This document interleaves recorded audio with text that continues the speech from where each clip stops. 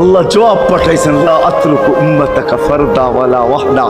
বন্ধু চলে আসেন, আপনার উম্মতকে আমি দেখা রাখবো,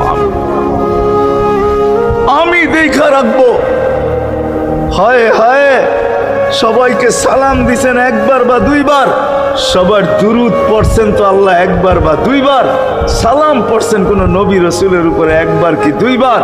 আর বন্ধুর সালাম প্রতি জুমা ইমাম আছে, খতিব আছে, ইমামরা একটা আয়াত পড়ে কোরআনের, ইন্নাল্লাহা ওয়া মালাইকাতাহু ইউসাল্লুনা আলান নবী ইয়া আইয়ুহাল্লাযীনা আমানু সাল্লু আলাইহি ওয়া সাল্লিমু তাসলিমা। এই আয়াত আমাকে অনেক কিছু বোঝায়।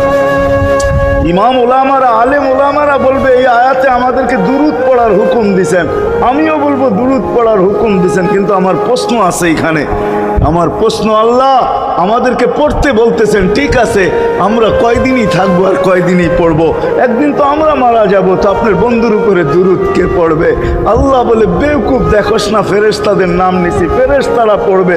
আমি যদি আল্লাহকে উল্টা প্রশ্ন করি, একদিন তো ফেরেশতাও থাকবে না, মালাকুল মউত মারা যাবে।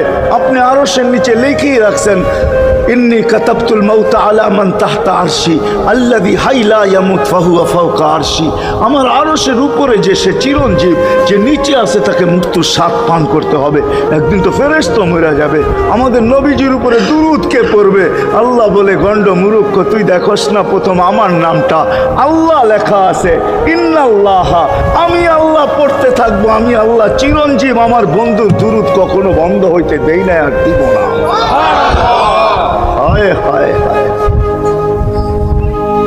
হায় হায়, ওই রসুল। আল্লাহ বলে, উম্মতকে আমি দেখা রাখবো। জিবরিল বলতেছে, ইন্নাল্লাহা ইয়ান্তাযিরুক, আল্লাহ আপনার অপেক্ষা করতেছে। উর্দু জগতে খুশির বন্যা বইতেছে। কেন? সব নাচতেছে উর্দু জগতে, এমনকি আরশ পর্যন্ত ঝুমতেছে, হাবিব ইউসিলুল হাবিব। আজকে বন্ধু বন্ধুর কাছে চিরদিনের জন্য চলে আসবে। খুশির বন্যা চলতেছে, অনুমতি দেন না।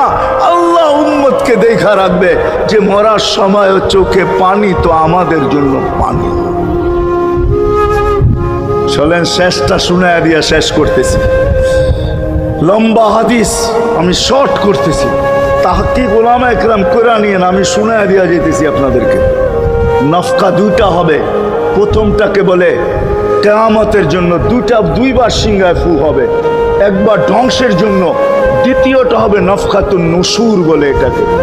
দ্বিতীয়টা আমাদেরকে কবর থেকে উঠানোর জন্য হবে।